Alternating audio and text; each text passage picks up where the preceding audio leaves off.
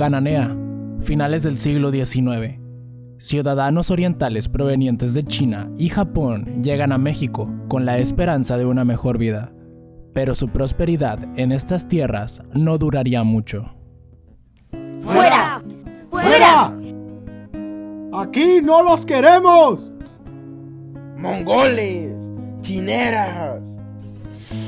El incendio fue su culpa.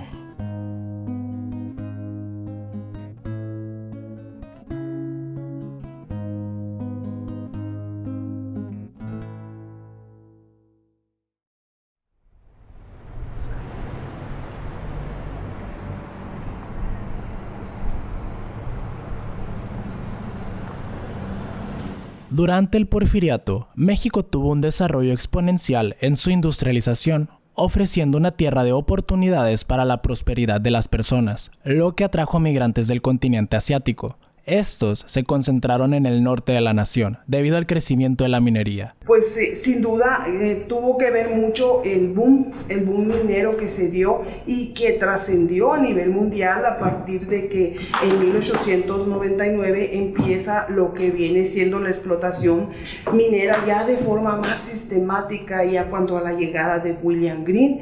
Cuando el coronel William Green vino a Cananea, le compró la mina en 1896, por allá le compró la mina al general Pesqueira.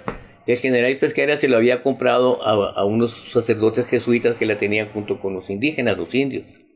Entonces el general Green vino el potencial, trajo inversionistas, la compró y empezó él a fundar lo que era el Cananea ahí abajo. William Green, pues es el fundador del Cananea moderno. Pues cuando él llegó, vamos a decir que, en mi opinión, llegó el progreso a Cananea. Entonces él empezó a fundar Cananea. Cuando empezó a hacer el ferrocarril, empezó a traer mucha mano de obra de fuera, y una de ellas fueron chinos.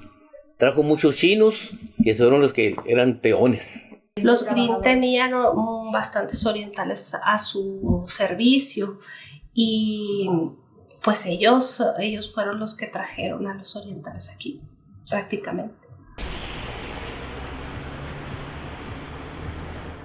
Que estas actitudes, me parece que en el fondo llevaban un interés, desde luego, estrictamente económico, ¿no? De quítate tú para ponerme yo, porque en un momento determinado, sabido es que los capitales comerciales invertidos, por ejemplo, aquí en Cananea superaban 4 veces al capital mexicano. Entonces, desde luego, el celo, ¿no? del propio comerciante.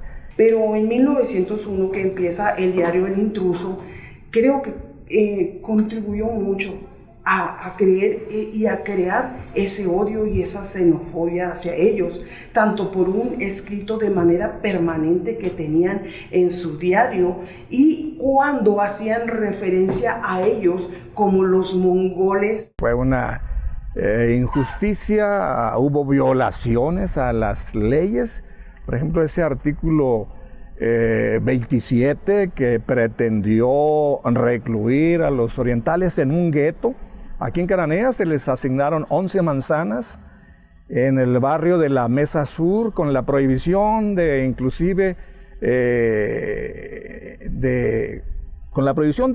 que no salieran a vender, que solamente tuviesen tiendas en esa área. Obviamente ellos se ampararon y lograron abatir la ley 27, luego la ley 31, ¿no? Que prohibía el matrimonio de chinos con mexicanas. Aquí en la cárcel de Cananea se pueden encontrar en los libros de registro el ingreso de mujeres, donde se dice pues que ingresaban a la cárcel bajo la acusación de ser chineras. Nunca he escuchado que recibieran un maltrato. Inclusive el mercado estaba en manos de los orientales. Ellos tenían pues tenían tiendas, tenían sus negocios. Pues obviamente fue una vida difícil la de ellos. una persona que está contenta, que está justo en su país, no emigra.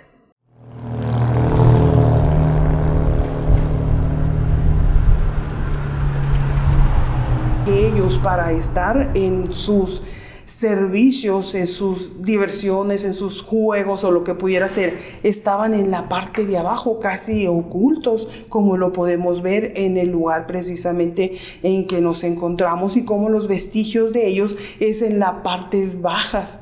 Por eso es que le llaman los túneles, y hablaban de los fumadores de opio, y pues también se pueden encontrar y se han encontrado vestigios precisamente de los instrumentos, de los platos, de lo que ellos llegaban a usar.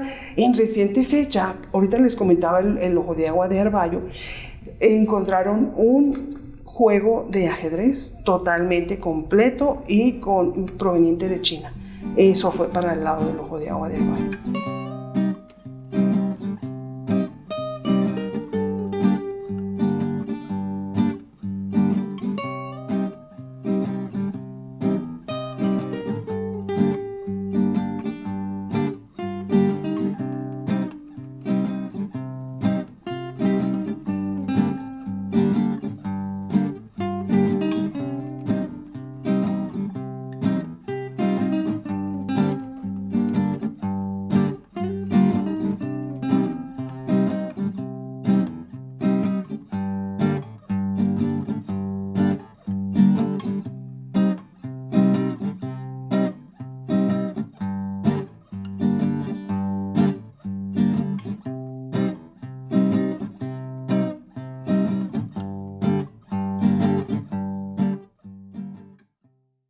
En este momento nos encontramos en el primer piso, pero el área subterránea del edificio que posterior, o más bien anterior en sus inicios, fue un hostal donde estuvieron aquí chinos, como lo vamos a constatar. El lugar está en la parte trasera de la avenida Durango y Tercera Oeste. Pues entremos para que podamos comprobar los vestigios que aquí se encuentran.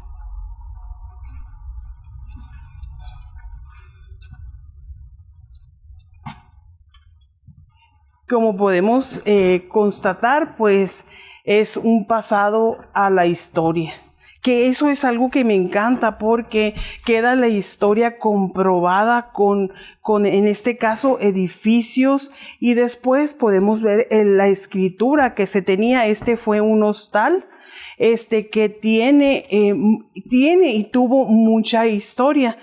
Perteneció a la familia León, que precisamente por ser el residente de esta área, de este callejón, pues igual nos narró su experiencia, incluso con el señor ya falleció, pero el testimonio que dejó de su experiencia con los chinos, como aquí estaba una chinita, dice, pero de una belleza así lo menciona, sin igual, de gran belleza, con su vestimenta característica del lugar de ellos. Pues vuelvo a decirles e insistirles sobre la gran oportunidad de que se puede y que tenemos de constatar la historia, no solo en fotos, sino de manera presencial, de las personas que estuvieron instaladas en este subterráneo, pero que fue considerado como un hostal, y el cual en su parte superior tiene las inscripciones que podemos apreciar, así como pues una gran antigüedad. Podemos ver en esa parte que afortunadamente se mantienen la gran mayoría, pero vestigios de antigüedad, que nos hablan de imaginarnos todo este espacio con ellos, como con su indumentaria típica de ellos, ¿no? También se tiene que caminar debido a la antigüedad, pues con mucho cuidado. Estamos hablando de principios de por ahí de los 1900, y pasar a lo que viene siendo lo que contenía Y las partes donde se habla de un hostal, se hablan de fumaderos de opio, se habla de antigüedad, de gentes que pasaron por este mundo viajando tanto, porque incluso se habla que viajaban hasta 2 meses entre barcos y todos para llegar finalmente a este mineral, asentarse en él y poner sus diversos negocios. En este caso se menciona de un hostal. Y podemos ver también para acá el área de lo que viene siendo los accesos secretos. Y ayer estábamos viendo el otro edificio al que tuvimos acceso, pues, y están los arcos, pero ya está cerrado, como lo pueden apreciar en la parte final. Pues aquí, pues miren, podemos pues ver lo que era. En otras partes sí queda muy remarcado el área donde estaba el acceso a lo que le llaman los fumadores de opio, y en este lugar pues se han encontrado algunos instrumentos que fueron utilizados por ellos y en algunos afortunadamente fueron donados a lo que viene siendo el Museo de la Lucha Obrera. Situaciones, relatos de personas que han venido, como pueden ver por ejemplo en este orificio que hay aquí, y les platicaba la experiencia que tuvo una persona muy conocedora del tema, el ingeniero Humberto de Hoyos, al venir y estar presente en estos lugares, meter su mano, y al sacarla, lo que sacó fue una gran cantidad de cabello que pertenecía a humanos, ¿no? Como es la característica de ese cabello largo que era de los chinos. Pues como te digo, hay mucho de imaginación en todo esto. Hay gente que asegura que hay túneles, ¿no?, que comunicaban todas las tiendas ahí de la Avenida Juárez.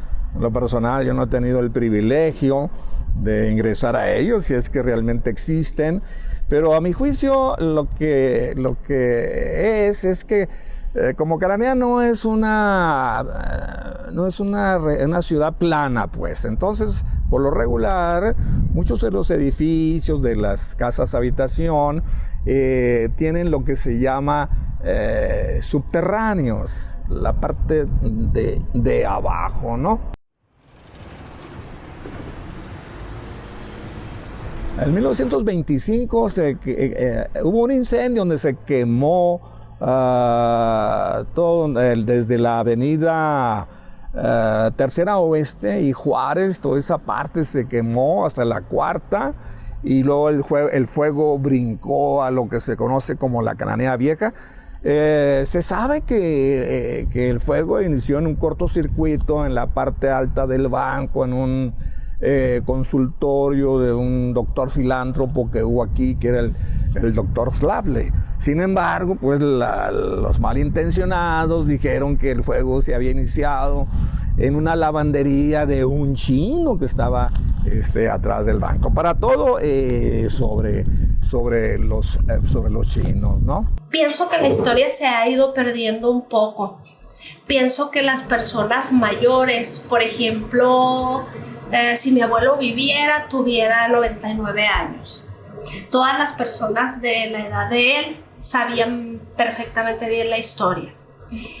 A lo mejor las personas que ahorita están en 70, 77, 80 años saben un poco la historia, pero no como la sabían ellos. Los que somos de aquí, originarios de Cananea, pues por oídas, por lo que hemos escuchado, en principios y en los principios del siglo pasado, hablo de 1900, la revolución, todo eso, los chinos se establecieron aquí en Cananea, realizaron una labor aquí dentro de la comunidad y se hicieron grandes comerciantes. De hecho, todo lo que es el centro de Cananea, el área de abajo del Ronquillo, las áreas aledañas al cerro y todo eso era propiedad de ellos.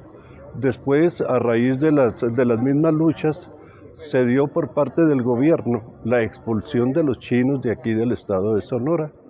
Pues a los chinos no sé si saben que los corrieron de aquí, ¿no? Tanto que ayudaron. En la construcción de la vida, 2, 3 cosas. Los chinos aquí en el Ronquillo tenían subterráneos para fumar opio. Una de las veces, uno de los chinos en Cananea Vieja agarró y estaba haciendo opio y se fue y incendió todo Cananea Vieja. Y luego las personas de 50, 40 años medio conocen esta parte de la historia. Pues había bastantes chinos, pero la verdad, yo nomás me tocó conocer a una familia, Hirata Tanamachi. Es la última generación que yo conocí, mas no tengo conocimiento de otras más. Pues así como he escuchado historias de que vivían aquí hace muchos años, pero realmente no las conozco a fondo. Y lo que nos contaban, le digo, nuestros abuelos es que vinieron y eran tantos y se estaban reproduciendo tanto y estaban acaparando comercios y todo, que cuando vino la revolución, no sé si ustedes saben, pero Cananea es cuna de la revolución. Y los jóvenes, muy pocos, casi ninguno conoce esta parte de la historia que se está perdiendo. Que se pasaban de locales de local a local cuando se les buscaba, no sé la verdad cómo estuvo la historia, pero eran buscados y se escondían aquí abajo de los locales y hay túneles.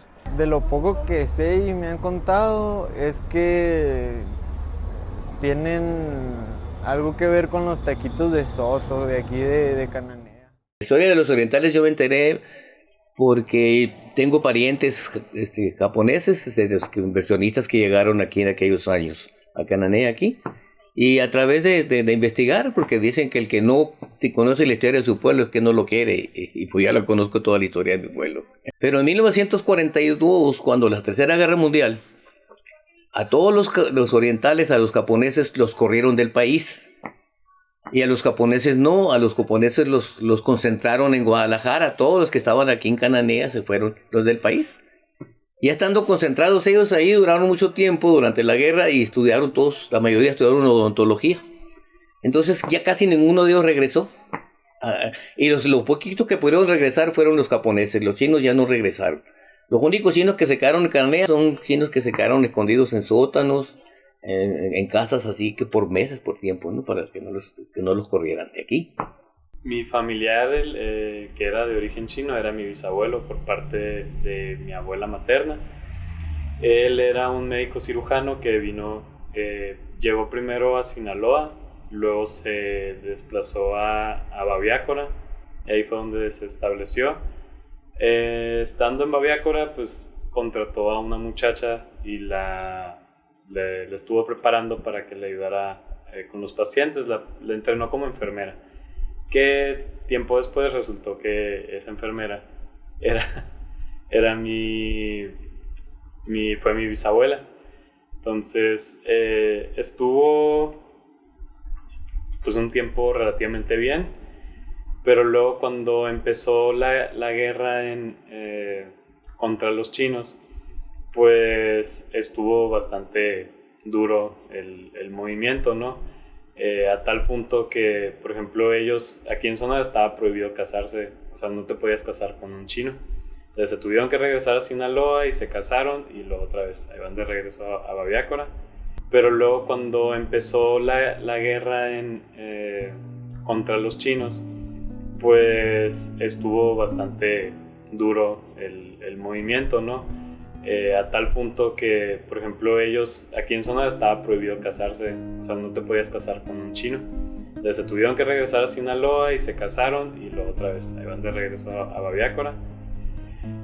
Cuando estalló la parte más fuerte de la guerra, pues hubo algunos que sí los mataron, los maltrataban. La misma gente pues les hacía daño porque el gobierno lo permitía. El gobierno decía, pues hazle lo que tú quieras, porque pues al final de cuentas ellos nos están invadiendo, se están llevando nuestros recursos, nuestras tierras, nuestras mujeres y todo. Mi bisabuelo y mi bisabuela tomaron la decisión de de regresarse a China. Ya tenían 4 hijos para ese entonces, eran 3 mujeres y un hombre. La mujer más grande era la que es mi abuela. Se fueron más o menos cuando ya tenía 6 años. Arrancaron hacia Guaymas, se fueron a un buque de carga y estuvieron un mes navegando en el mar hasta que llegaron a China. Mi abuela cuenta que una de las ventanillas estaba quebrada y que de repente pegaba una ola en el barco y que le entraba el agua fría ahí del Pacífico. Y pues ya prácticamente eso fue lo que vivieron al principio, ¿no? Aquí en Sonora. Llegando a China, pues allá eran los diferentes, ¿no? Aquí los corrieron porque eran chinos, allá no los aceptaban porque eran los mexicanos. Mi abuela cuenta una historia también que cuando iban caminando por la calle, la gente les escupía o les hacía malos tratos, pues para hacerlos sentir que no pertenecían a ese lugar. Mi abuela lo que más contaba era lo del buque, lo de que les escupían allá en China, y que estando aquí en México pues les hacían mucha burla de pues que le cantaban la canción del Bosque de la China y cositas así, o les empezaban a decir apodos relacionados a sus orígenes, ¿no?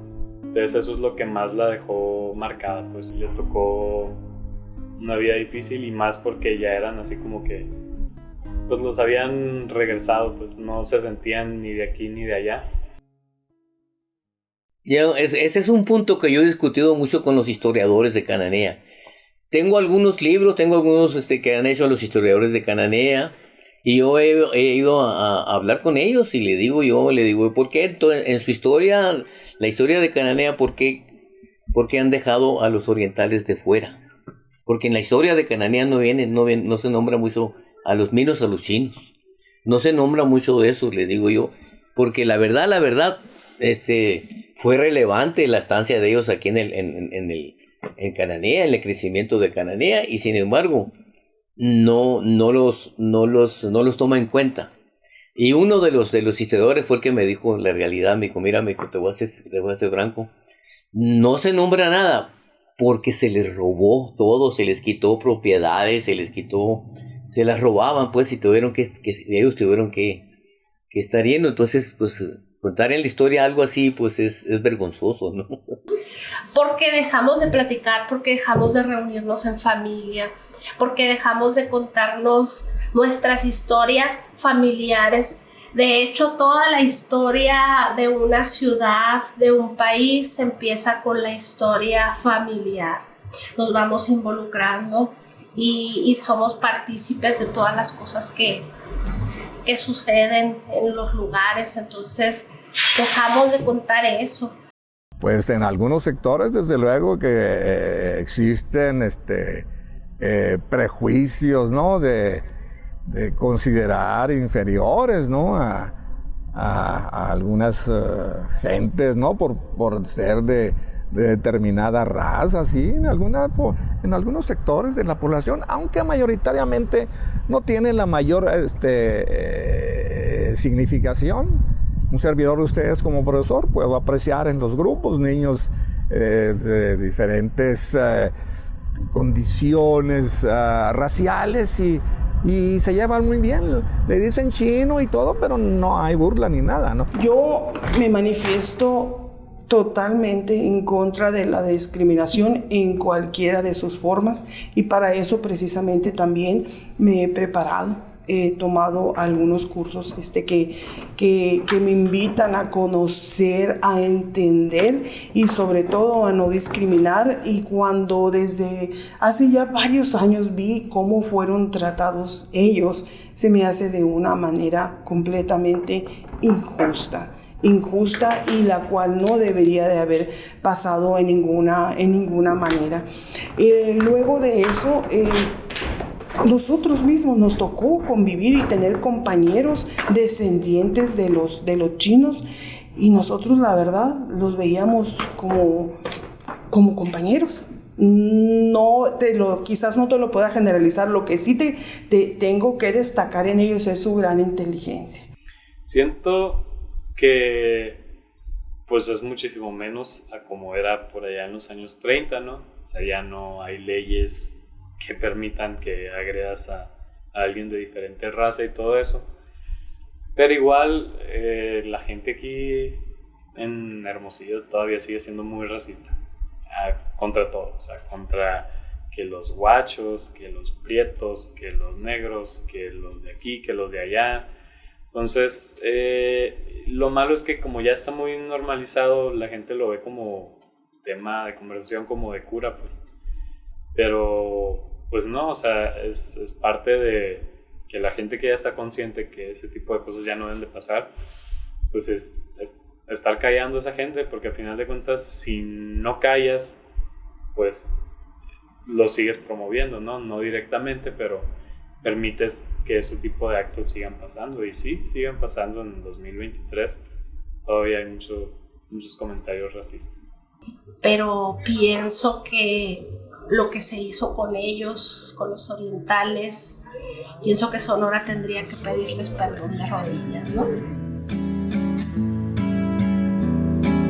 Y es que no les importa si estoy lejos de ti.